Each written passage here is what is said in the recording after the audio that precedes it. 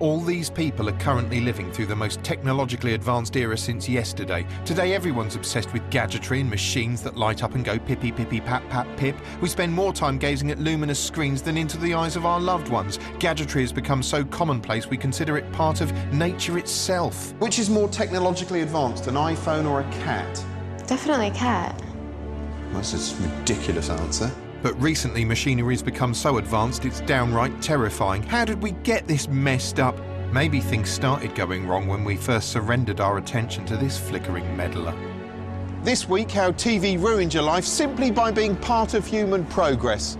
Don't say it didn't, it did.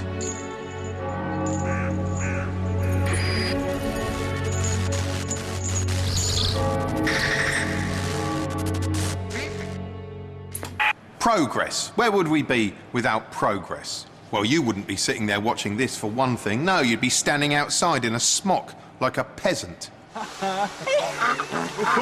Yes, we'd all be outside, amusing ourselves by playing the duck bummer phone, like these gormless serfs. Not that we'd have time to engage in such lofty pursuits, oh no. Without, say, modern machinery, we'd be far too busy chopping wood or tilling the fields. Have you ever tried tilling a field? It's no fun. Mankind's hatred of chores like field tilling has led it to create all manner of devices to make life seem less pointless and disgusting. From the camel wheel to the wooden foot-operated bow thing to the portable smart-ass, they're all world-altering technologies. World. Once upon a time, television was a new technology itself, and of course, like all new technologies, it was inherently mistrusted. After all, the television was an unfamiliar intruder which squatted in the corner of the living room, demanding the entire family shut up and stare at it. If any of these people could have torn their eyes away, they'd have thought it was sinister. As you might expect, this dangerous new invention had a vested interest in making out technology was a beautiful thing, and it quickly set about showing us wondrous visions of the world of tomorrow. Optimistic programmes like Tomorrow's World gleefully coughed up new and bizarre visions of a glittering future full of automated dial-a-drink pubs, cuddly death machines, jet-powered hoverloos, chessboard skin transplants and sleek futuristic magi-cars which would let middle-aged men impress swinging hot-panted dolly birds with their accessibility and extreme comfort. And of course, this future was peopled by plenty of clockwork slaves. Introducing Mabel, the robot housemaid. The common assumption was that we'd become a nation of robot-owning layabouts who delegated all our domestic tasks to some sort of motorised Jeeves. Even the ostensibly enjoyable stuff like taking Rover for a walk was farmed out to the bot. Looks like an episode of Britain's Strongest Dog. Some of the most popular early TV serials, such as the whizzy, forward-looking Tom Corbett Space Cadet, celebrated man's harnessing of technology. Scarcely a moment went by without audiences being startled by some entertainingly probing deep space expedition. General Smith, will you order one of your military space crews to investigate Uranus? He said Uranus. How does Uranus look, Husky? He said Uranus. Uranus is not uninhabited. He said Uranus. The computers show that these radio waves are coming from Uranus. Oh, they're going to keep saying Uranus, aren't they? Of course, the March of Progress was lent an extra frisson by the very real space race between Russia and the USA, and as we hobbled towards our giant leap, TV was keen to lob all manner of spacey imagery at the viewer. As Neil Armstrong and his buddies prepared to cram inside a big tin dick and blast off into history, Tomorrow's World showed us what the moon base of tomorrow would look like and how it would work. There'll be a daily shuttle service where 300 passengers at a time will reach Moon City after a 5-day journey from Earth. Liars. While Blue Peter turned into a protracted NASA press briefing with wide-eyed items detailing virtually every aspect of space travel. Well, possibly the first man on the moon will be an American, and it's nice to think that we've helped him on his way with our specially made British cooling suit. Whatever the space age heralded, it was clear mankind was going to have a great time of it. Space was going to be all ours. We'd own that shit like an empire. Then the night itself arrived, billions around the world huddled in front of their televisions, and then thrillingly, while a global audience of billions watched with bated breath, man set foot on the moon. But what is that? First man on the moon, eh? One small step for man. For a while, space exploration was groovier than ever, celebrated in shows like the fast-paced alien-busting thriller e05, which showed wee freaky far-out humanoids conquering an endless wave of extraterrestrial vandals hurtling toward the planet like annoying metal wasps. But away from the televised fiction, we kept returning to the moon in reality. And what did we discover? Well, we discovered that space exploration was a letdown. For one thing, there wasn't much to do on the moon. There wasn't even a Nando's. We'd spent billions sending astronauts there just to piss around. I was strolling on the moon one day in a merry, merry month of December, May. And furthermore, when you stood on the moon and looked back at Earth, our planet now looked worryingly fragile. Having mounted a lengthy PR campaign in its honour, TV now started to wonder whether progress was such a good thing after all.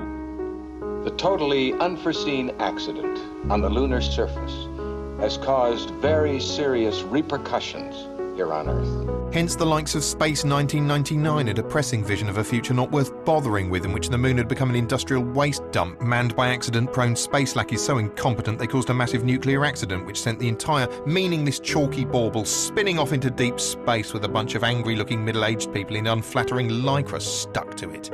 And as the years slid by, things remained resolutely grim up tomorrow with shows like Blake 7, a grit-toothed We're All Gonna Die space opera from Dalek creator Terry Nation.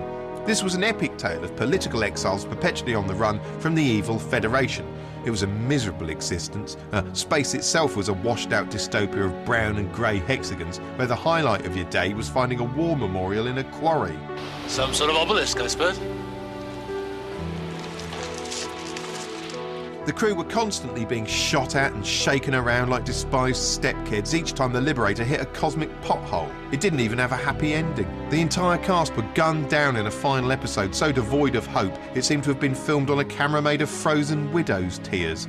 But dying was probably a sweet relief really, since during their brief lives they'd been continually tortured by the technology that was supposedly assisting them.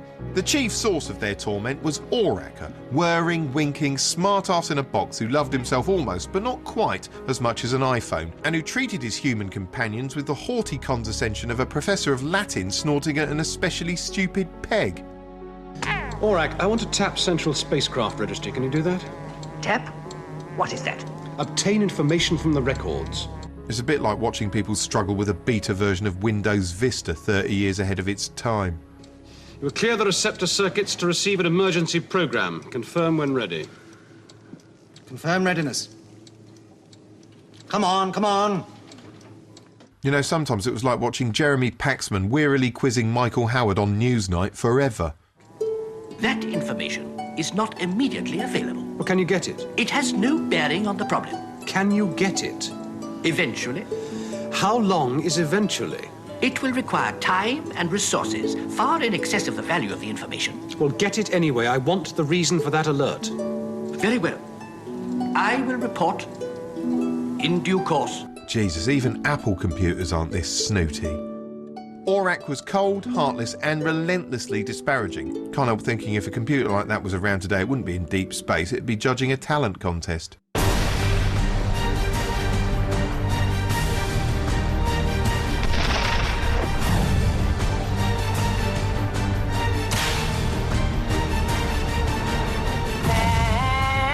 Nothing you can say. SOC 900 performance analysis.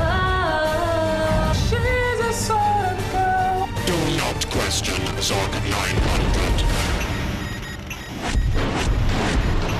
Someday I'll wish upon a star and wake up where the clouds are far behind me. Sufficient input. Analyzing. Processing. You have failed. Oh no. Your performance is inadequate. You may now vacate the performance zone. Okay, thank you. You may now vacate the performance zone. When you try your best but you don't succeed. Once upon a time, computers were so unwieldy and complex, merely switching one on required an army of dweebs acting like they were operating a nuclear submarine. OK, please, now the keys are in. Right, keys in. Can you check this oil level, please, Harry? Oil OK. Right, can you check disk temperatures, please, Malcolm? OK, disk up to speed. Hello, alternator house. Disk oil and temperature OK. Is it OK your end? OK for standby. Switch on standby, Peter.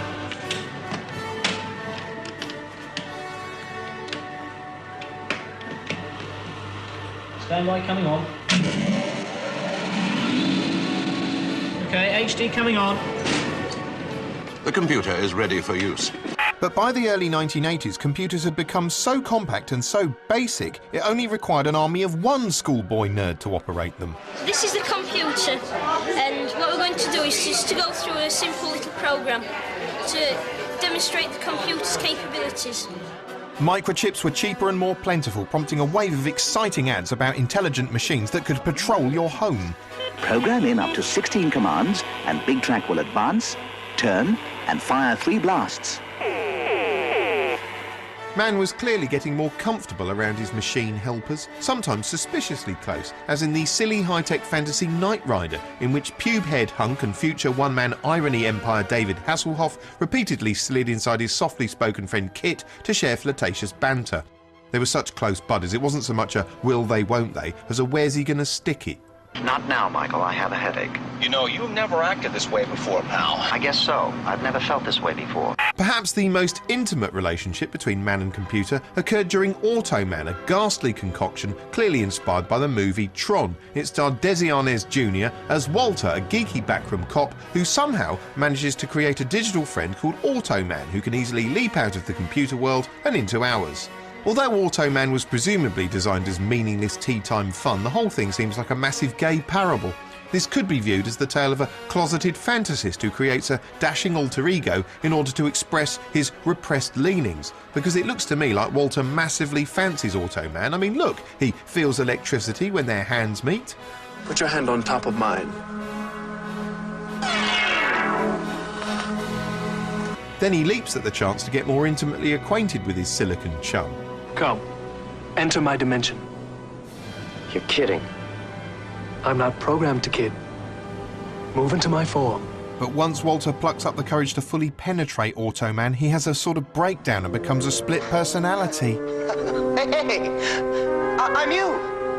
You can never be me. You're still you. After which this futuristic schizosexual goes cruising through the city streets at night picking up men. Naughty boy. Don't hurt me. I may just want to break you in half. Jesus Christ, Automan. Just let me bend him a little. No, we have work to do. By now, real people were inviting real computers into their real homes. As far as telly was concerned, computers were supposed to be for important stuff like spreadsheets and numbers and more spreadsheets and more numbers. But it soon became apparent they were being off-roaded into extracurricular fun activities which challenged the broadcasters for space on the box itself, as enthusiastic early commercials made clear. Now you can play the world's most popular arcade game in your own home. What's more, they were so advanced they offered an entertainment experience far beyond just gawping at things. In television Tron, it's so involving, you'll feel as if you're actually in the movie. Really? Before long, a whole range of new entertainment options was available, and Trad TV clearly didn't approve. There's monster games like this one, where you run around bumping off critters or swallowing giant cherries. And there's the Space Invader theme, where you shoot at moving fleets of hostile aliens. Fairly boring. And then there's the more recent sports games. Well, sports games to me are perhaps the most appalling use of computers. Ever since, TV has routinely portrayed video games as an inherently unhealthy and otherworldly threat which glorifies violence and is probably bad for your noggin. Children in primary and secondary schools are being spirited away to an obsessive world of habitual fantasy violence. Perhaps the most in-depth, not to mention pre-flipping posterous exploration of the menace of computerised video games was Linda LaPlante's Killer Net, a searing 1998 Channel 4 drama exposing the horrendous truth about computerised entertainment. It concerned a floppy-haired student milquetoast called Scott who got obsessed with a bizarre stalking and murdering game, which wasn't technically feasible then, and still isn't now. To succeed in this frightening game, Scott had to carefully select a willing victim. She is Tracy. Painstakingly learn how to stalk her, and spy on her as she's undressing, all without leaving evidence. Shit. Footprint. Your score is too low to continue. Oh, As well as being difficult, the impossibly detailed game is also magically addictive, and before long, Scott becomes totally obsessed with plotting his cyber killing. And inevitably, because games are sick and wrong, he kills her with a hammer. Yeah, not exactly Sonic the Hedgehog, is it? You have killed your victim and gained access to Stage 3. At around the same time, an even bigger threat than video games was growing in popularity, the internet. This was something TV could scarcely get its mind or tongue around. We now have a World Wide Web page on the internet, so you can access the information yourself if you can get onto the World Wide Web, okay? And if you can, this is our address. You need to type in http://www.bbcnc.org.uk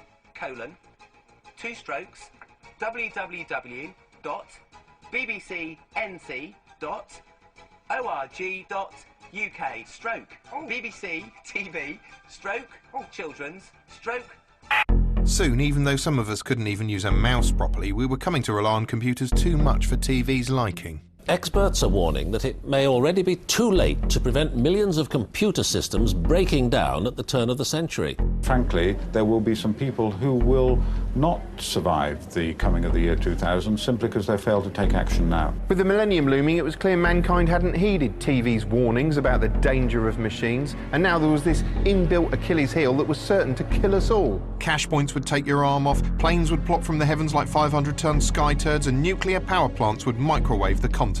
Nobody knew precisely what would happen, but they knew it would suck. Come Millennium Eve itself, TV gleefully wheeled out some of its most trusted presenters to stand in front of a rotating globe and look on in horror, live, as computers destroyed our world. But in the event, the only thing that seemed to be really affected was Peter Snow's auto-cue. So far, it's cost us about £250 billion to take on the bug. And that's the way it's been. £250 billion has cost us. Soon it became apparent that computers weren't going to annihilate us after all, and TV had to reassess its relationship with technology. If it couldn't beat it, it would have to absorb it. What TV needed was to become more like a computer, a machine which did what you wanted, a machine that was interactive. Interactive TV is nothing new. Witness the thrilling The Golden Shot, essentially an early beta version of the video game Doom, hosted by Bob Monkhouse, in which a member of the public used their telephone, eyes and voice to control a crossbow attached to the studio camera in order to shoot at prizes. Up. Up. Stop. Right. Stop. Down. Stop. Fire. This was massively ahead of its time, although if contemporary society degrades by another 12%, someone's going to pitch a brilliant extreme version of The Golden Shot where viewers fire sharpened toothbrushes into the eyes of convicted paedophiles glued to barbed wire thrones. Anyway, sorry, best keep it light. I was about to bring up Noel Edmonds. Yes, Noel Edmondo Beardy Bum Fuzzleface Edmonds, one of TV's underrated technological innovators, who was filling his shows with pioneering interactive shenanigans from the outset. In fact, Noel seems to have done everything currently popular on the internet on TV years before its time. He kicked off with Swap Shop, which was pretty much eBay with more toys and fewer pirate DVDs. It was effectively an early peer-to-peer file-sharing network. We have got the top 10 records. Hey, can we have the top 10 records in? Look, here he is downloading music, albeit from the studio ceiling. Years before Twitter made it possible to bother your favourite star with mundane questions, Noel was there providing a link. What is your favourite song? Golden Penny. Later, his early morning Christmas spectaculars contained some of the earliest mobile phone conversations broadcast on television and a live interactive take on Google Street View. Can you see that, Gene? Right, now, at any point along here, you could shout stop or tell it to go to the left or the right. Then when House Party came along, he introduced his own surprise live version of Skype. Let's go meet this week's star of NTV.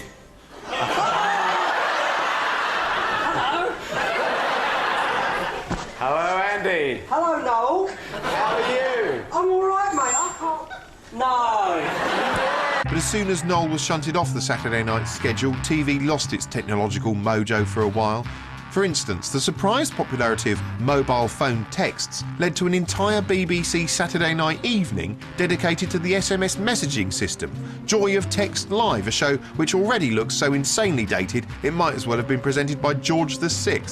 It basically consisted of an entire evening of text message non-fun. There was live text decoding, live audience texting, live studio guest texting, and live speed texting. So Lucy on her second word, and Rebecca is on her third word. Yeah, it's Saturday night! Woo! Meanwhile, a more popular use of mobile phone technology was surfacing on one of the other sides, a reality show in which you watched humans walking around inside a little house and used your phone to proclaim which of them you found least objectionable.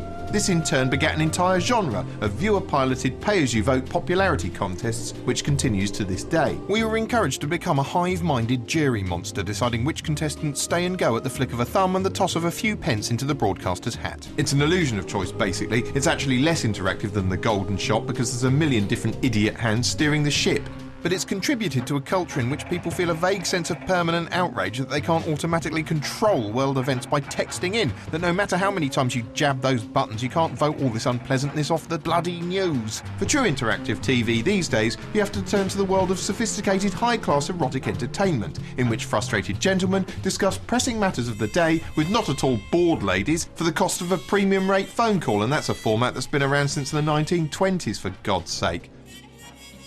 One interactive format that utilises both the phone and the television and is new is the Penance Channel. You know, the Penance Channel. Mrs. Daniels, can we have a statement from you, please? No statement. Mrs. Daniels. I'll send it to spare. Ryan Daniels, seen here leaving court today, is the first teenager in Britain to be sentenced to 24 hours televised humiliation. Daniels spent months terrorising residents on Tooting's Ganymede estate. In one incident, caught on CCTV, he leapt onto 78-year-old Ivy Henshaw's back and forced her to ride him 17 miles to a drive-through burger outlet. Well, I was walking along, and suddenly this young man, he leaps on my back. And he rode me, like a horse, all the way to this burger drive-through. And he orders chips and burgers and onions and all kinds of things. And then he rode me round the back. And, you know, he didn't even give me any of his onion rings. No one should have to go through that kind of thing. Even if they've been born with wheels. Like that nice Herbie in that film about a boy who looked like a car and was a car. Today, a judge sentenced Daniels to appear on the Home Office's controversial Visible Punishment TV channel for 24 hours. While on air, Daniels will have to obey instructions tweeted and texted live by viewers, no matter how humiliating. The Community Payback Network is currently broadcast on cable and satellite, with plans to expand the coverage to Freeview later this year. Ivy is already amongst those watching. Politicians hope this is a step forward. It's important not just that justice is done, it's important that justice is seen to be done. And if it can be seen to be done entertainingly, with its own theme music, then so much the better. It's certainly proving popular with viewers. In his first 8 hours on air, Daniels had to begrudgingly carry out over 1,500 of their suggestions before being hospitalised for paint inhalation. Karenitis, South London. Today, TV doesn't just mimic the interactivity of computers, it also mimics the unreal visuals of video games. On TV, this techno-magic blurs the line between fact and fantasy. Insanely clever visual effects like these are now so commonplace, even commonplace scenes are no longer real, and you won't even notice.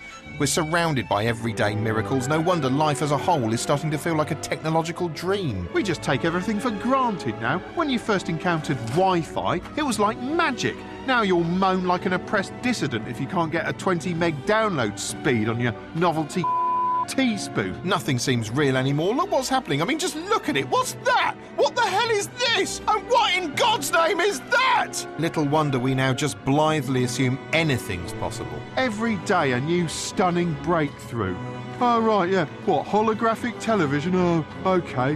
What's that? Internet milk? Yeah, don't know what that is, but yeah, it figures. Consequently, when modern TV casually exaggerates what technology can achieve, the audience just swallows it. CSI is set in the present day, but demonstrates technology from space year 3000, yet no one thinks it's sci-fi. Yeah, it's a cell phone.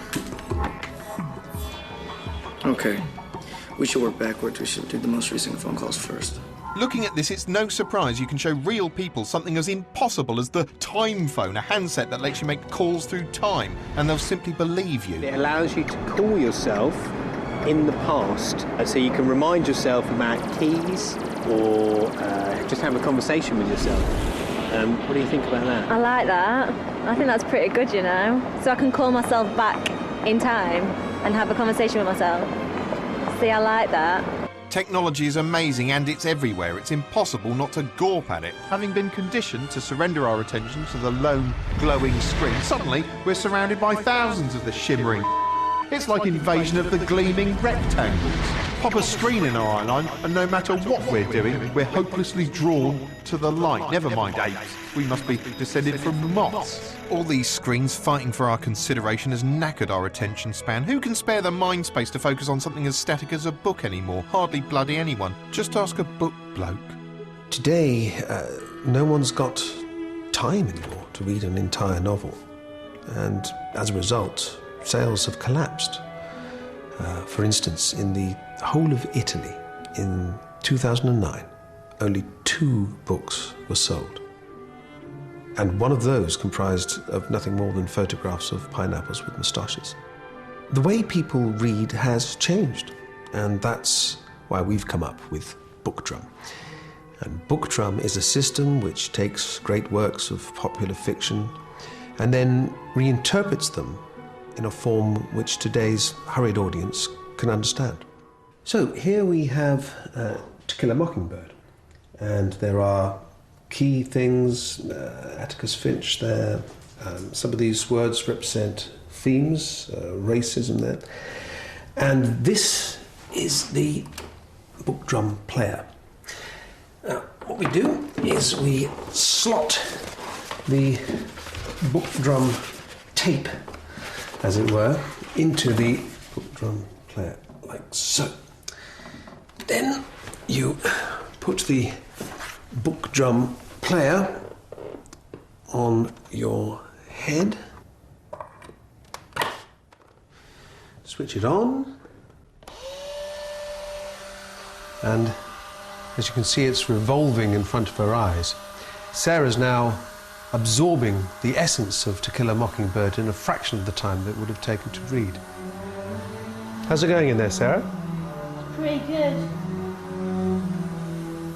Maybe the problem isn't progress, maybe the problem is us. We seem to have a knack for reducing the most incredible inventions to their basest level almost overnight. Take radio. We created radio. A nation spoke unto nation. The German radio has just announced that Hitler is dead.